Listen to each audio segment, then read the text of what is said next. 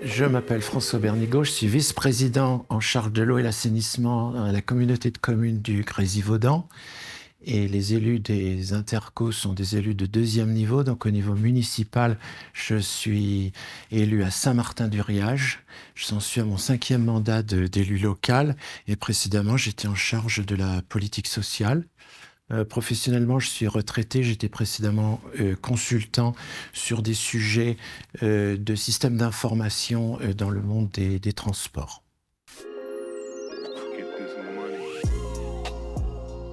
Le Grésivaudan a une spécificité, a plusieurs spécificités importantes. La première, c'est qu'on y trouve des zones de montagne et des zones de plaine où les logiques d'opération de la ressource eau sont assez différenciées.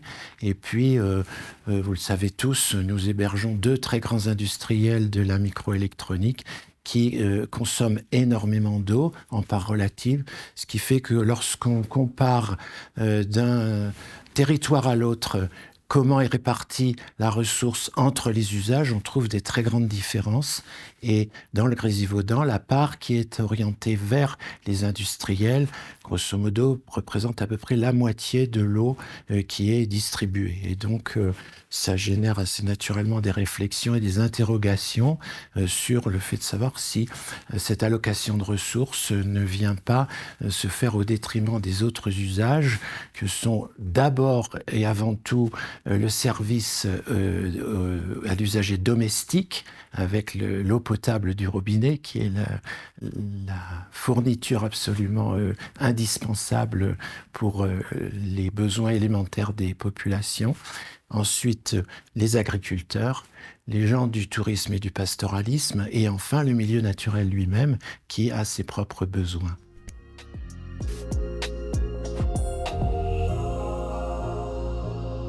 Aujourd'hui, je souhaite mettre en avant une initiative qui est connue sous le nom d'Observatoire de l'eau, qui est déclenchée par notre collectivité et qui a vocation à avoir un rayonnement, je dirais, bien plus large. Et l'idée génératrice, c'est de prendre en compte le fait que le sujet de l'eau est très très important pour nos populations, et on a éprouvé le besoin de proposer un point sur lequel on mettra à disposition de l'information aussi brute que possible.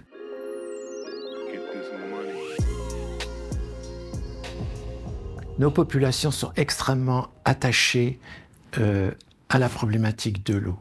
Surtout dans des territoires de montagne, on a encore une connaissance ancestrale du pays, du territoire, du relief, des ressources.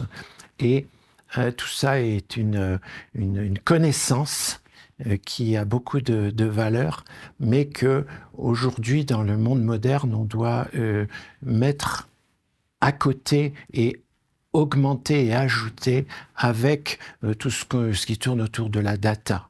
Les systèmes sont instrumentés, on a des supervisions techniques qui nous remontent des données, et donc c'est un autre mode de connaissance qui doit permettre d'avoir une meilleure connaissance globalement de la ressource, de son fonctionnement, de la répartition raisonnable entre les usages et les catégories de besoins.